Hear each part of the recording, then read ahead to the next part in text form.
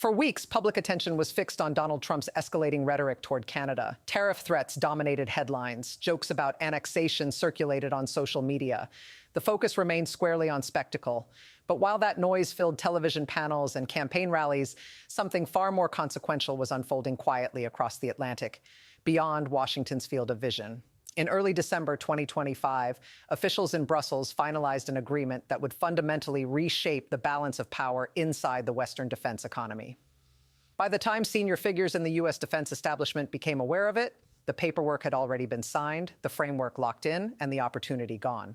What happened was not a symbolic diplomatic shift or a routine trade deal.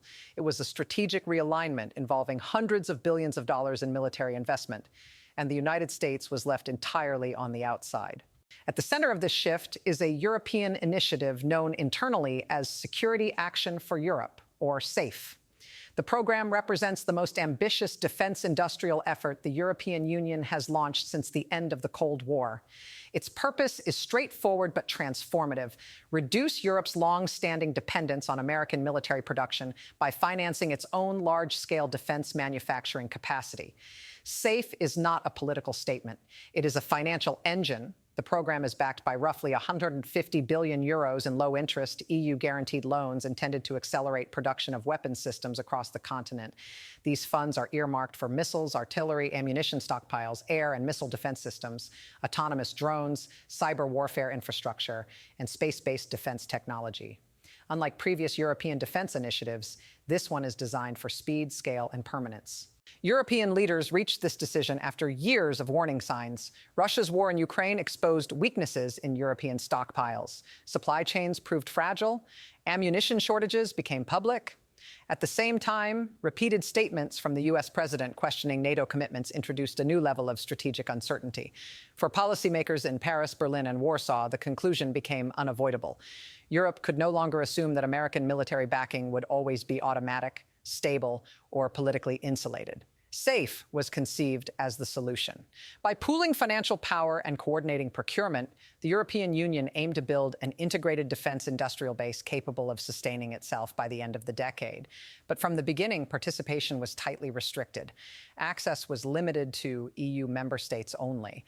This exclusivity was deliberate, meant to ensure that investment, production, and strategic leverage remained internal.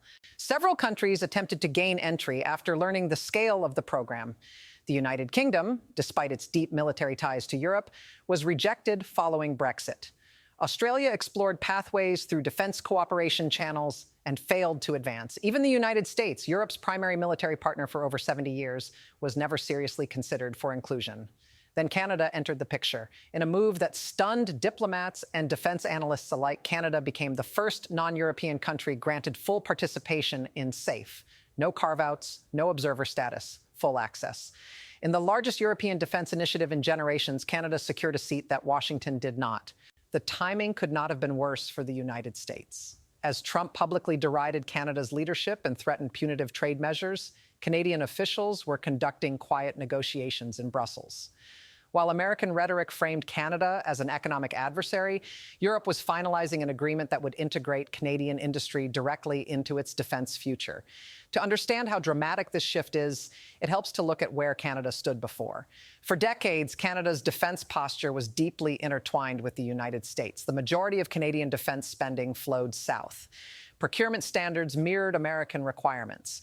Canadian firms supplied components for U.S. weapons systems rather than developing independent platforms. Strategically, Canada existed inside an American-centered ecosystem with limited alternatives. That dependency came with costs. It reduced leverage, it narrowed diplomatic flexibility, and it left Canada exposed if the relationship deteriorated. That vulnerability became impossible to ignore during Trump's first term, when tariffs were imposed on Canadian goods, diplomatic norms were discarded, and alliance language shifted toward coercion. By mid-2025, the pressure intensified.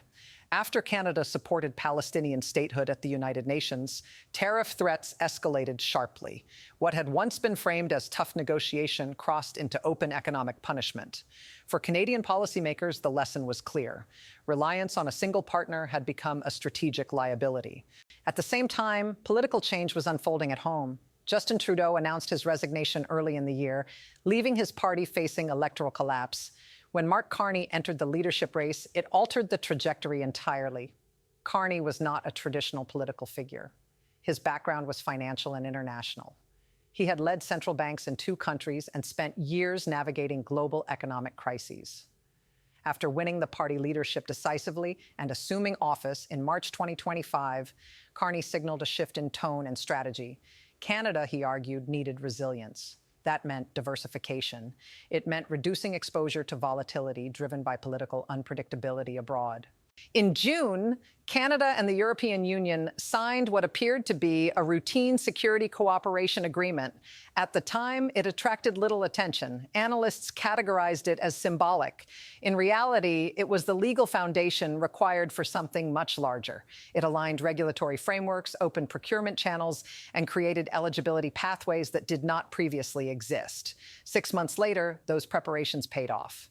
In December 2025, Canada's entry into SAFE was finalized. European officials moved quickly, motivated by a desire for a stable North American partner with advanced industrial capacity and a reputation for reliability. According to sources familiar with the process, speed mattered. Trust mattered more. By the time the implications became public, the window for American involvement had already closed. The consequences of Canada's entry into the European defense framework extend far beyond symbolism. What was secured in Brussels is not a diplomatic trophy, but access to an industrial ecosystem that will shape military production for decades. For Canadian defense firms, the shift is immediate and structural. They are no longer peripheral suppliers tied almost exclusively to American demand. They are now eligible participants in one of the largest coordinated defense spending efforts in modern history. Under the SAFE framework, Canadian companies can compete directly for contracts across nearly every major European military modernization program. These are not limited procurement opportunities or narrow subcontracting roles. They involve full-spectrum participation in weapons development, manufacturing, and long-term sustainment. When European states expand missile stockpiles, upgrade drone fleets, or modernize air defense networks, Canadian firms can now bid alongside domestic European producers under nearly identical conditions. For American defense contractors, the implications are stark. Access to these projects is effectively closed. SAFE was designed to consolidate production within trusted partners, and the rules governing participation exclude companies headquartered outside the approved framework. That exclusion is not temporary. It is structural, and it applies at precisely the moment when European defense spending is accelerating at unprecedented speed. What makes the situation even more consequential is the flexibility Canada negotiated during its accession. Normally, defense projects under the SAFE umbrella require a majority of production value to remain within EU member states. That rule exists to protect domestic industries and ensure strategic autonomy. Canada, however, secured exemptions in several high-priority sectors where European capacity remains limited. In these categories, Canadian firms can contribute a dominant share of total system value. These exemptions apply to areas where global demand is surging and where American firms historically held overwhelming market share. Autonomous systems, counter-drone technologies, advanced munitions, sensors, cyber infrastructure, and select missile components now fall within this carve-out. Canada did not merely gain access. It gained preferred positioning at the expense of competitors who assumed continued dominance. Equally important is the financing structure behind these projects. SAFE is built on EU-backed borrowing, leveraging the Union's collective credit rating to secure capital at exceptionally low cost. That financing is then distributed to participating governments and firms through predictable long-term mechanisms. For manufacturers, this stability changes everything. It allows capacity expansion without reliance on volatile private financing. It enables workforce growth, infrastructure investment, and multi-year production planning. Canadian companies now operate inside that system. They can scale with confidence, knowing that demand is contractually supported and politically insulated. This is the kind of industrial certainty that American defense firms once enjoyed through Pentagon procurement pipelines. But while U.S. companies remain dependent on domestic political cycles and budget negotiations, their Canadian counterparts are locking in decades of European demand. To manage this transformation, Canada has created a dedicated institutional body, tasked exclusively with coordinating participation in European defense programs. This agency is not exploratory or temporary. It is designed to function for a generation, aligning Canadian industrial capabilities with European procurement priorities, smoothing regulatory differences, and accelerating contract execution. Officials involved in its creation describe its mandate in blunt terms. The goal is scale. The objective is volume. Tens of billions of dollars in annual transactions are anticipated by the end of the decade. This is not about opportunistic exports. It is about embedding Canada into the core of Europe's defense supply chain. For the United States, the loss is not limited to revenue. It is influence. For decades, American military dominance rested not only on hardware, but on interdependence. Allies bought American systems. They trained on American platforms. Their logistics and doctrines aligned with U.S. standards. That created leverage, interoperability, and political weight. SAFE disrupts that dynamic. As Europe builds parallel supply chains and Canada integrates into them, reliance on American production declines. Interoperability shifts. Standards evolve. Strategic gravity moves. This change is not driven by hostility toward the United States. European officials have been explicit about that. It is driven by uncertainty. When allies cannot predict whether security guarantees will survive election cycles, they hedge. When trade relationships become tools of punishment, they diversify. The signal sent by Canada's inclusion is impossible to miss. When Europe searched for a non-EU partner to trust with its defense future, it did not choose the largest military power in the world. It chose the neighbor that demonstrated consistency, restraint, and institutional reliability. That decision carries reputational weight. Other middle powers are watching closely. Countries that once assumed alignment with Washington was the safest long-term strategy are reassessing. Not because American capabilities have diminished, but because American commitments appear conditional. Canada now occupies a strategic position it has never held before. It has alternatives. It has leverage. When faced with economic pressure or political threats, Canadian leaders are no longer forced into one-sided negotiations. They can point to diversified partnerships backed by binding frameworks and shared interests. This does not mean the transition is without cost. Europe's defense landscape is complex. Competing national priorities, internal politics, and bureaucratic inertia can slow progress. Canada must navigate 27 governments, multiple procurement philosophies, and shifting political coalitions.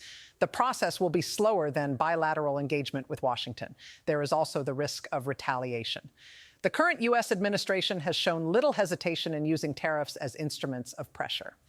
If Canada's European integration is framed as betrayal rather than diversification, the economic response could be severe. Yet the fact that Canada proceeded anyway is the most telling detail of all.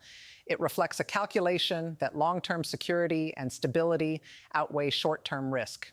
It reflects a belief that dependence has become more dangerous than transition. The broader implication is unavoidable. Trust, once lost, is difficult to rebuild. Strategic systems are not designed overnight, but they also do not reverse easily. By the time political conditions change, industrial realignments may already be irreversible. Europe is rearming with or without American participation. Canada has chosen to be inside that process. The United States, for now, is not. What makes this episode so consequential is not simply that the United States lost access to a pool of defense contracts. Great powers lose contracts all the time. What makes it historic is that the loss occurred because allies no longer believe American leadership is stable enough to anchor their security planning. That is a far deeper fracture than any tariff dispute. For nearly 80 years, the post-war Western order rested on predictability. Governments could disagree with Washington, criticize its policies, even oppose specific wars, but they operated under the assumption that American commitments endured beyond personalities. That assumption allowed Europe to underinvest in defense, allowed Canada to tie its military infrastructure almost entirely to U.S. systems, and allowed the global economy to function around American security guarantees. That foundation is now cracked, not because of a single speech or a single election, but because the behavior became repetitive. Threats turned into policy tools, alliances were framed as burdens, trade was treated as leverage rather than partnership. Over time, those signals accumulated and allies adjusted accordingly. SAFE is the institutional expression of that adjustment. It is Europe's decision to internalize security risk rather than outsource it. Canada's inclusion is Europe's acknowledgement that reliability now matters more than raw power. And America's exclusion is the byproduct of its own choices, not foreign hostility. This shift also reveals something important about modern power. Military dominance alone is no longer sufficient to lead coalitions. Industrial integration, financial credibility, and diplomatic restraint now carry equal weight. Canada does not outgun the United States. It does not outspend it. What it offered was consistency, rule following, and the absence of coercion. That combination proved decisive. The irony is that none of this required Europe or Canada to turn against the United States. No treaties were torn up. No alliances were formally dissolved. NATO still exists. Intelligence cooperation continues. But parallel systems are being built quietly, methodically, and legally. And once those systems mature, leverage shifts whether Washington notices or not. By the time American policymakers fully grasp the scale of the transition, it may already be locked in. Defense factories once built in Ohio or Texas will instead rise in Ontario, Quebec, and across Europe.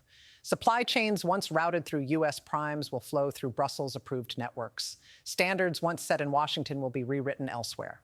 And unlike political rhetoric, industrial reality does not reverse quickly. You cannot unwind decades-long production agreements with a campaign promise. You cannot reclaim trust by demanding it. Trust has to be demonstrated consistently over time, without threats attached. This is the cost of confusing dominance with leadership. Dominance demands compliance. Leadership earns cooperation. For much of the 20th century, the United States managed to combine both. In recent years, it has leaned heavily on the former while neglecting the latter.